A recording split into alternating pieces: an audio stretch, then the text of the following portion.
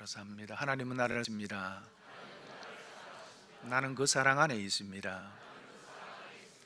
하나님은 나에게 말씀하실 것입니다. 그 말씀에는 능력이 있습니다. 복음은 능력입니다. 복음은 나를 변화시킵니다. 복음은 나를 성숙하게 합니다. 나의 마음을 하나님께 열겠습니다. 손을 내리시고요. 따라서 할까요? 우리는 나으냐? 한 남자가 아내를 따라 처음 교회에 왔습니다. 설교를 듣는데 그날 목사님의 설교가 모든 사람이 죄인이다 라고 하는 내용이었습니다. 설교를 듣는데 내가 왜 죄인이지 하는 생각에 설교를 듣는 시간 내내 마음이 편치 않았습니다. 그래서 다음 주일에는 저 왼쪽 구석에 자리를 잡았습니다. 그런데 그날 목사님의 설교가 마지막 날 하나님께서 양과 염소를 가르듯 가르시고, 양은 오른쪽에 염소는 왼쪽에, 그리고 염소를 심판하신다는 내용이었습니다. 몹시 기분이 또 나빴습니다. 그래서 그 다음 주일에는 안 되겠다 싶어서 교회 기둥 뒤에 딱 자리를 잡았습니다. 그런데 그 주에 목사님의 설교가 아담아 네가 어디에 있느냐, 숨은 아담을 찾으시는 하나님에 관한 설교였습니다. 하나님이 나를 이렇게 찾으시는구나 생각하고 자신의 죄인됨을 인정하고 예수님을 믿게 되었다라고 하는 전설 같은 얘기가 있습니다. 지난 4주간 설교의 내용을 기억하십니까?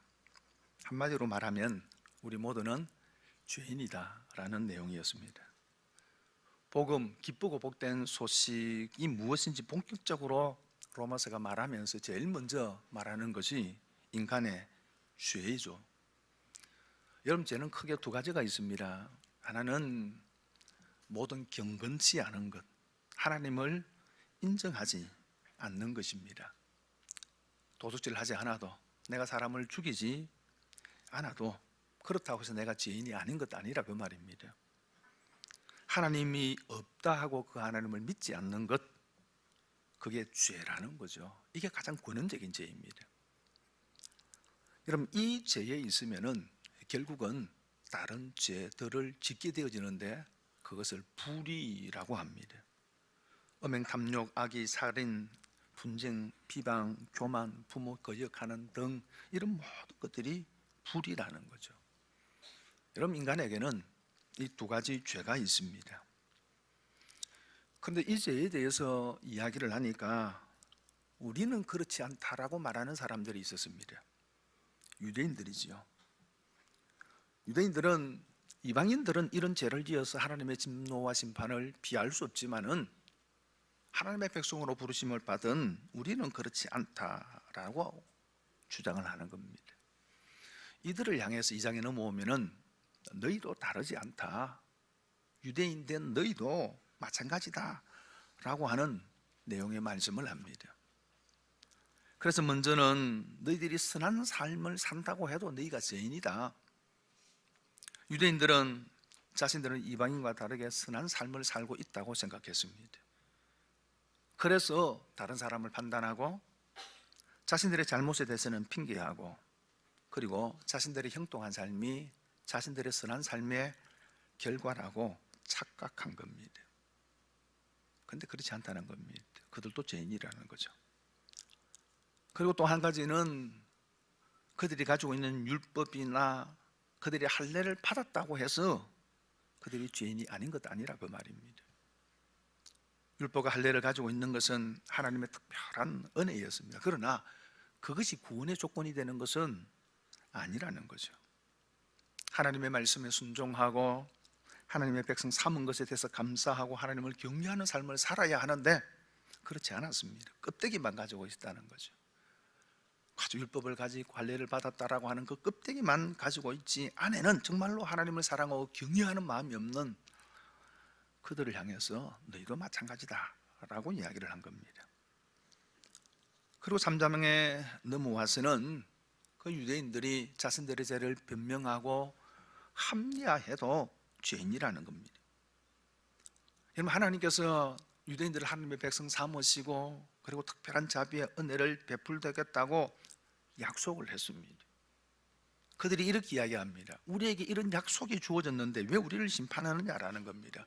그러면은 그 심판하신 하나님이 의롭지 못한 것이 아니냐라고 질문하는 거예요.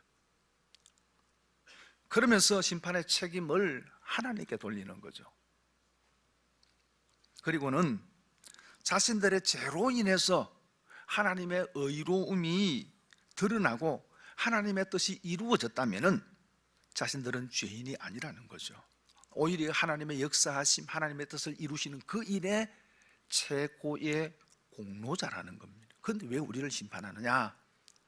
라고 변명하고 합리화하는 것입니다. 사실 모든 것들은 핑계고 변명이죠. 이런 얘기가 있습니다. 죄를 짓는 것은 인간이지만 변명하는 것은 사탄적인 것이다. 변명은 더 깊은 죄로 우리를 데려갈 뿐입니다. 결국은 유대인들도 이방인들과 같이 하나님의 진노와 심판을 피할 수 없는 죄인이라는 거죠. 자, 그러면서 오늘 본문에 이르러서는 앞에서 말한 죄에 관한 것들에 관한 결론으로 오늘 본문을 말씀하고 있습니다. 오늘 본문이 뭘 이야기합니까? 그 첫째 한번 따라할까요? 우리도 죄인이다. 그래서 9절에 이렇게 이야기를 합니다. 함께 읽겠습니다. 그러면 어떠하냐? 우리는 나으냐? 결코 아니라 유대인이나 헬라인이나 다 죄 아래 있다고 우리가 이미 선언하였느니라. 바울이 그런 유대인들을 향해서 질문합니다. 그러면 어떠하냐? 그러면서 이렇게 이야기합니다. 우리는 나으냐? 이게 우리가 누굴까요? 우리라 그랬으니까 바울 자신을 이야기하죠. 바울과 함께하는 사람을 이야기하겠죠. 그러면서 더 나아가서는 이 로마서를 읽고 있는 로마 교회 성도들을 가리키고요, 더 나아가서는 모든 그리스도인들을 가리키는 겁니다. 이방인도 죄인이고 그 이방인의 죄에 대해서 박수를 치면서 맞다 저것들 죄인이다라고 하면서 우리는 그렇지 않다라고 주장하는 유대인도 죄인이고, 그리고 이렇게 질문합니다. 그런데 그러면 우리는 나으냐? 예수 믿는다고 하는 우리는 나으냐라고 그렇게 질문하면서 이렇게 대답합니다. 결코 아니라. 결코 그렇지 않다는 겁니다. 그리스도인도 죄인이라는 거죠. 아담의 후손으로 태어난 모든 인간은 죄인이라는 겁니다. 그래서 어거스틴은 이런 얘기를 했습니다. 세상에는 두 종류 죄인이 있다. 하나는 나는 죄인이라고 말하는 죄인과, 그리고 또 하나는 나는 죄인이라고, 의인이라고 말하는 죄인이 있다라고 이야기를 했습니다. 자신이 죄인인 줄 알고 죄인이라고 시인하는 죄인이 있다는 거죠. 이 사람은 분명 죄인입니다. 그리고 자신은 의인이라고 말하는 죄인이 있다는 것입니다. 이 사람은 자신의 죄인됨을 인정하지 않습니다. 자신은 선하게 살고 있으므로 나는 의인이라고 말하는 겁니다. 그럼에도 불구하고 그 역시도 죄인이라는 거죠. 사람들은 끊임없이 자신의 죄를 부인하고 변명합니다. 사람들이 자신의 죄를 인정하지 않는 몇 가지 이유가 있습니다. 그 첫째는 죄를 상대적으로 생각하기 때문입니다. 저 사람보다 내가 낫다는 거죠. 내가 저 사람보다 나으니까 내가 의인이라고 생각하는 거예요. 물론 그렇습니다. 여러분, 사람은 차이가 있죠. 정말 악한 사람이 있고 우리가 생각할 때 법 없이 살 수 있다라고 선한 삶을 사는 사람들이 있습니다. 그래서 사람들은 그렇게 비교해서 내가 저 사람보다 조금 나으니까 나는 죄인이 아니다라고 생각을 합니다. 그러나 여러분, 죄의 문제는 사람과의 관계에서 결정되는 것이 아닙니다. 하나님 앞에서 결정되는 거예요. 내가 사람들하고 비교해서 낫기 때문에 내가 죄인이고 내가 의인이고 그렇게 평가되는 것이 아니라는 것입니다. 죄는 하나님과의 관계에서 결정되는 거예요. 그리고 또 한 가지는 최선을 다했으면 죄가 아니라고 생각합니다. 우리는 최선을 다해야 합니다. 죄와 싸우기를 피 흘리기까지 싸워야 합니다. 그렇다고 해서 내가 최선을 다했기 때문에 내가 지은 죄가 죄가 되지 않는 것이 아니라는 것입니다. 그래도 죄죠. 내가 성경을 읽기 위해서 양초를 훔쳤다면 그것도 죄입니다. 또 한 가지는 공리주의 원리로 비교할 때입니다. 내 자신의 생활에서 제가 4이고 그 다음에 선행이 6입니다. 4대 6이죠. 플러스 마이너스 하면 뭐가 남습니까? 선이 2가 남잖아요. 그래서 나는 괜찮은 사람이고 나는 죄인이 아니다라고 생각한다는 거죠. 그렇습니까? 아니에요. 그래도 죄예요. 여러분, 나의 선행이 나의 죄를 덮어주지 못합니다. 나의 선한 삶이 내 죄의 문제를 해결해 줄 수 없습니다. 간혹 이런 보도가 나잖아요. 어릴 때 기차를 무임승차한 것에 대해서 어른이 되어 참 후회하고, 제가 그때까지 못 갚았던 그 교통비를 이렇게 철도 중에 보내는 사람이 있는가 하면은, 혹 힘들고 어려울 때 남의 물건을 훔친 것을 후회하고 나중에 돈을 벌어서 그 돈을 갚는 사람이 있습니다. 참 귀하고 아름다운 것이지요. 여러분, 그러면 그렇게 하면 어릴 때 지은, 힘들 때 지은 그 죄가 없어지는 겁니까? 인간적으로 생각하면 내가 갚았기 때문에 죄가 없어지는 것처럼 보입니다만은 그렇지 않다는 거죠. 내가 남의 물건을 도둑질을 했습니다. 후회가 돼요. 양심에 갇히게 됩니다. 그래서 그 물건을 돌려줍니다. 그러면 내가 다른 사람의 물건을 훔친 절도죄가 없어지는 겁니까? 아니에요. 정상 참석은 될 수 있는지 몰라도 그 죄가 없어지는 것은 아니라는 것입니다. 여러분, 그러므로 나의 선행이 내 문제를 해결할 수 없다는 것입니다.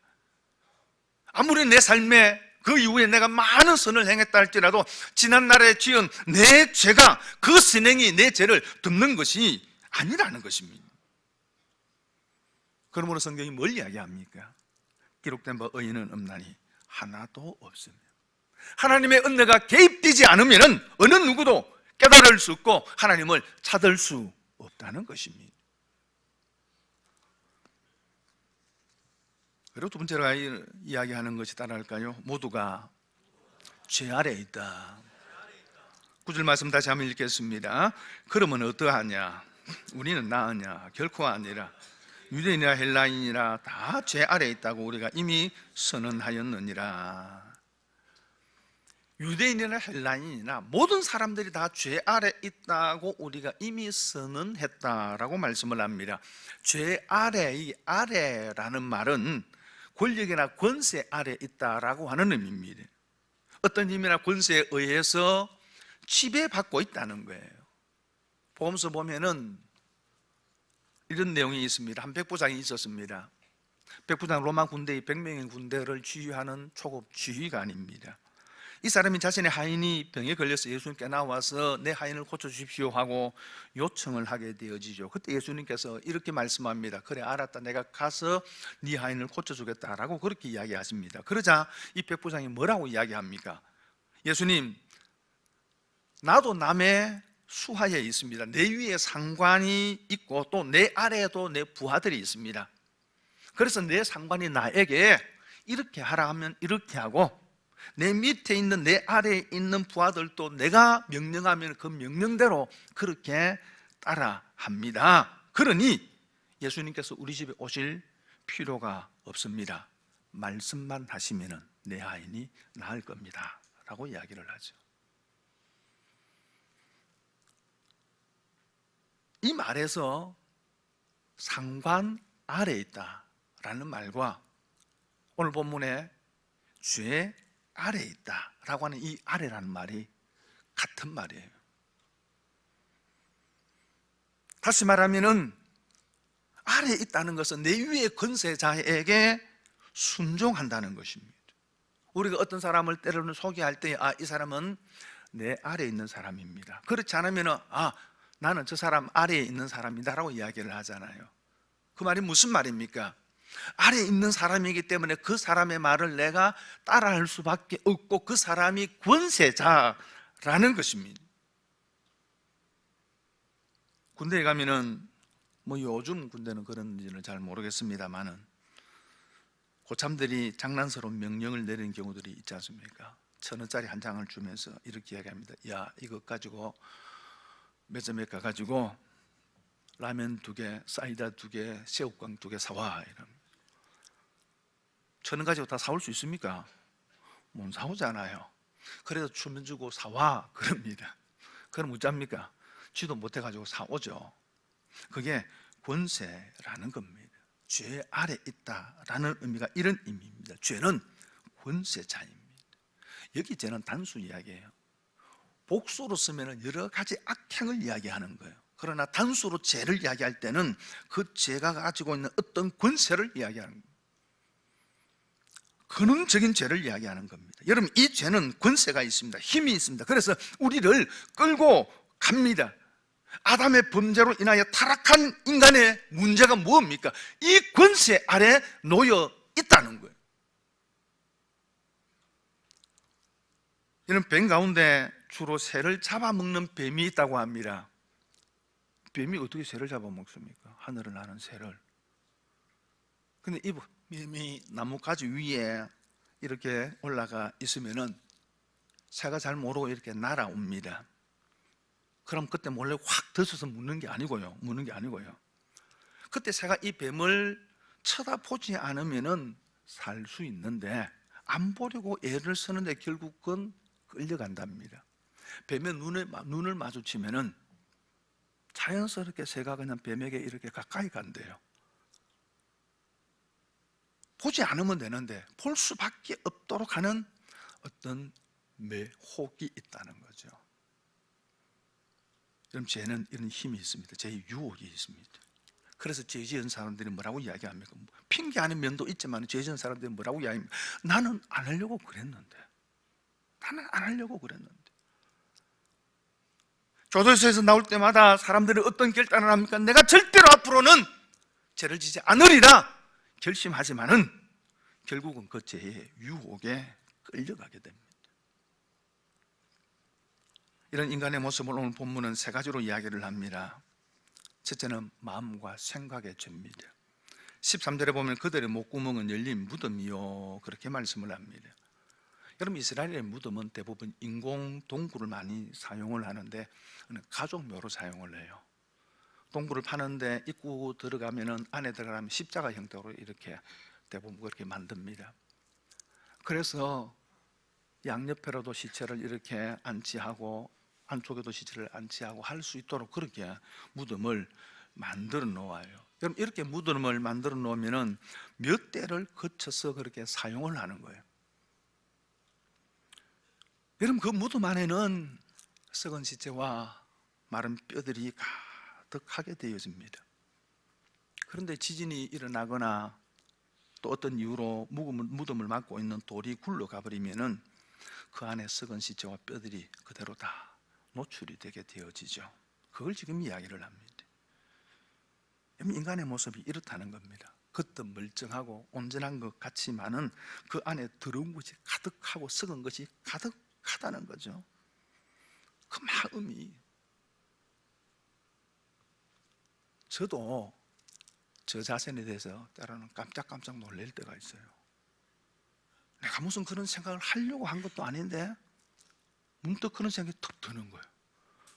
목사가 깜짝 놀래죠. 제가 깜짝 놀래.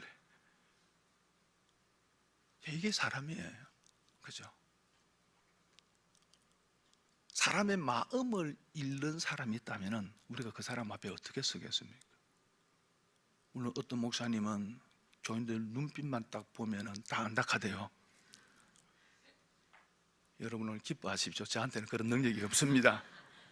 마음껏 저를 만나러 오셔도 저는 여러분의 속을 도무지 알 수가 없습니다. 여러분, 우리의 마음이 그래요. 우리의 마음이. 그리고 더 나아가서 두 번째로는 입과 말의 죄입니다. 13절과 14절에 이렇게 이야기하죠. 그 혀로는 속임을 일삼으며 그 입술에는 독사의 독이 있고 그 입에는 저주와 악독이 가득하고. 마음에 악한 것이 가득한데 그 악한 것이 막 입으로 토해내니까 독사의 독과 같은 악한 말이라는 거죠. 이전에 교육방송에서 고등학교 아이들이 얼마나 욕과 비속어를 많이 사용하는지 설명하기, 실험하기 위해서 아이들이 욕을 할 때마다, 비속어를 이야기할 때마다 조그마한 카드를 달고 다니면서 체크를 하는 거예요. 점수를 매기는 거예요. 그 과정을 영상으로 찍었는데 아이들이 욕과 비속어를 사용하지 않으니까 아이들이 대화를 못해요. 대화를 하면 점수가 자꾸 깎이니까 나중에는 아이들이 어떻게 하느냐, 입을 닫아버리더라고요. 그냥 혼자 왜 딴데 그냥 가만히 있는 거예요. 왜? 말을 하면은 입에서 욕이 나와야 되고 비속어가 사용 안 되면은 대화가 안 되니까. 사람의 마음속에 더러운 생각으로 가득하고 그 생각들이 말로 표현되니 그 말들이 독과 같다는 거죠. 그리고 세 번째, 제가 행동의 죄입니다. 15절에 보니까 그 발은 피 흘리는데 빠른지라, 발, 행동을 이야기합니다. 그렇게 빨리 행동해서 피 흘리고 다른 사람에게 해를 입힌다, 그 말입니다. 마음에는 악이 가득하고 그 입에서는 나오는 말이 독사의 독과 같고, 그리고 그 행동은 피 흘리는데 빠르다는 겁니다. 다시 말하면 마음에 악이 가득하면 그 악에 의해서 나오는 말이 악하고, 그리고 그렇게 표현된 말은 결국은 우리로 하여금 행동하게 만든다는 거죠. 이것이 죄의 권세 아래 살아가는 인간의 모습입니다. 이게 인간의 실존이에요. 그래서 성경은 이야기합니다. 모두가 죄인이다. 그럼 오늘 본문이 우리에게 뭘 이야기합니까? 따라할까요? 내가 죄인임을 알아야 한다. 앞서 말씀드린 것 같이 로마서는 복음이 무엇인지를 말씀하고 있는 성경입니다. 복음은 복된 속이고 기쁜 소식입니다. 그런데 복음의 본론을 이야기하면서 제일 먼저 이야기하는 것이 죄의 문제입니다. 이방인들도 죄인이다, 유대인도 죄인이라는 것입니다. 하나님을 몰라서 우상을 섬기는 이방인도 죄인이고, 하나님을 안다 하지만 그 말씀대로 살아가지 못하는 이방인, 유대인들도 죄인이고, 우리 모두가 죄인이라는 것입니다. 그러면 왜 복음을 설명하면서 죄의 문제를 이렇게 깊이 길게 다루고 있는 것입니까? 그것은 죄를 알아야지 은혜를 알기 때문입니다. 여러분, 웅둥이의 깊이가 얼마나 깊은지 알아야지 그 웅둥이에 채워져 있는 물의 양이 얼마나 많은지를 알 수 있는 거예요. 죄를 알지 못하면 하나님의 사랑의 깊이와 높이를 알지 못합니다. 하나님의 사랑이 얼마나 크고 놀라운 것인지 알 수 없는 겁니다. 그래서 먼저 죄를 말하는 거예요. 그러면서 중요한 것은 죄를 알되 내가 죄인이라는 것을 알아야 합니다. 이렇게 죄에 대해서 길게 이야기하는 이유가 무엇입니까? 내가 누구인지, 내가 어떤 사람인지를 알기 위함입니다. 그런데 나는 죄인이라는 거죠. 이 사실을 알아야지 해결할 수 있습니다. 예수님께서 건강한 자에게는 의사가 필요 없고 병든 자에게 의사가 필요하다라고 말씀하셨습니다. 병든 자가 의사를 찾습니다. 병든 자가 여러분 그 병을 고치려 합니다. 어떤 목사님이 당뇨병에 걸렸습니다. 근데 사람들이 자꾸 잊어버리잖아요. 그래서 음식도 마음대로 먹고, 그래서 방에다 이렇게 해서 붙여놨습니다. 나는 당뇨병 환자다. 잊지 말라는 거죠. 그래서 그거 보고 음식 조심하고, 좀 게을러질 것 같으면 그거 보고 운동하고, 그렇게 건강을 유지한다는 것입니다. 무병조사 일병장수라는 말이 있죠. 병이 하나도 없으면 일찍 죽고 병이 하나라도 있으면 오래 산다는 거죠. 여러분, 평소 건강한 사람이 오래 살 것 같은데 좀 멀리 간 경우들이 좀 있잖아요, 그죠? 근데 잔병 많은 사람들 늘 아프다 그래. 여기도 아프고 저기도 아프고. 근데 그런 분들이 백세하는 거예요. 왜요? 늘 병원 가잖아요. 늘 검사하잖아요. 큰 병이 오더라도 이런 사람들은 뭐예요? 조기 발견, 빨리 치료하는 거예요. 근데 정말로 남자분 가운데서 건강한 사람이 체구도 좋고 건강하고 한겨울에도 냉수 마찰하고 냉수 뒤집어 쓰고 나는 이 정도 된다 이런 사람들이 어느 날 꽝 하고 넘어지면은 그냥 가시는 거죠. 영적인 것도 마찬가지입니다. 내가 누구인지 알아야 합니다. 내가 죄인인 것을 알아야 합니다.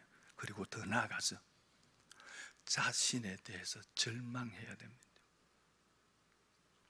자기 자신에게 더 이상 소망이 없는 줄을 알고 철저하게 절명해야지 하나님의 구원의 손을 붙들게 됩니다. 여러분, 사람이라는 것은 자신에게 조그마한 어떤 가능성이 있다 하더라도, 있다고 한다면 절대로 여러분 그 가능성을 붙들지 하나님을 붙들지 않습니다. 자기 힘으로 살려고 그러는 거예요. 여러분, 물에 빠진 사람을 구조할 때 어떻게 구조합니까? 이게 물에 빠진 사람, 허중인 사람이 있습니다. 구조자가 갑니다. 어떻게 합니까? 바로 가서 붙들지 않습니다. 물에 들어가 가지고 이 사람 뒤에 가서 그 사람을 구조합니다. 왜요? 살려고 발부둥치니까 자신을 구조하는 사람이 오면 안고 붙든다 그 말입니다. 그러다 보면 같이 익사하는 거예요. 그래서 붙들고 살려고 발부둥치면 때로는 실신을 시켜서 그렇게 구조하잖아요. 전도하기 제일 어려운 사람이 어떤 사람입니까? 선하게 살고 착하게 사는 사람들입니다. 이런 사람들은 자신의 선과 착함을 의지하기 때문에 여러분, 하나님의 손을 붙들지 않습니다. 이런 사람들은 자신이 죄인이라는 소리를 듣기 싫어합니다. 반면에 여러분, 전도하기 가장 쉬운 사람이 어떤 사람입니까? 병원에 입원해 있는 사람이지. 그리고 자신의 어떤 문제를 해결할 수 없는 심각한 어려움 속에 빠져 있는 사람들을 이렇게 여러분 전도하기 쉽습니다. 이런 사람이 전도하기 쉬운 이유가 뭐예요? 마음이 약해져 있기도 하지만 그보다 더 중요한 것은 자신에 대해서 절망하고 있기 때문입니다. 내 힘으로 고칠 수 없다라고 하는 절망, 자신의 힘으로는 이 문제를 해결할 수 없다라고 하는 절망, 그 절망의 때에 하나님의 손을 붙들게 되는 거죠. 70년대 인기 가수 가운데 이종용 씨라고 하는 분이 있었습니다. 아마 노래 제목을 들으면 다 아실 겁니다. 남 바보처럼 살았네요. 바보처럼 살았다는 거죠. 이분이 대마초 사건에 걸려서 감옥에 가게 되어집니다. 3개월을 징역 살게 되어지는데 그곳에서 어느 사형수로부터 전도를 받게 됩니다. 사형수가 진지하게 전도를 통해서 전도를 하니까 감동을 받고 예수님을 영접합니다. 그때 사형수가 이런 얘기를 했답니다. 당신은 3개월이니까 곧 나가게 되겠지요.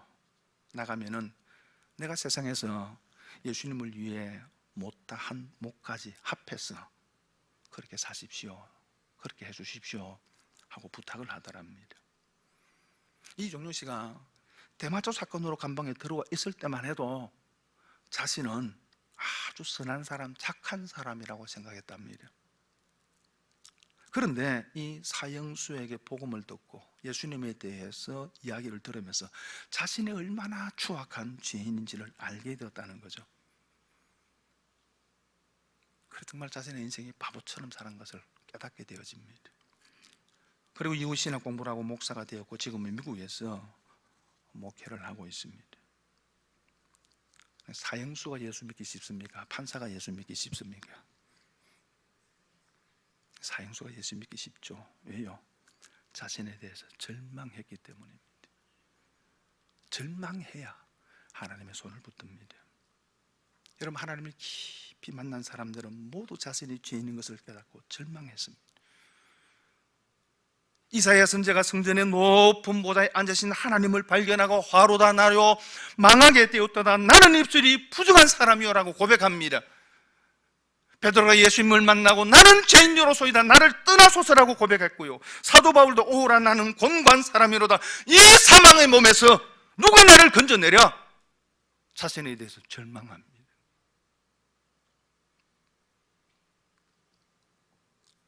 사랑하는 여러분, 이 시간 나는 죄인입니다라고 고백할 수 있기를 바랍니다. 여러분 자신에 대해서 절망할 수 있기를 바랍니다.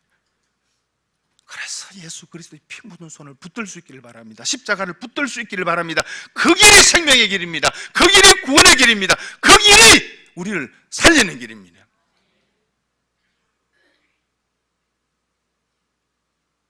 내 부족을 깨닫고 연약을 깨닫고 하나님 앞에서 드러난 내 모습을 적나라하게 발견하고 하나님의 손을 붙들는 예수 그리스도 십자가를 붙드는 저와 여러분 될 수 있기를 바랍니다.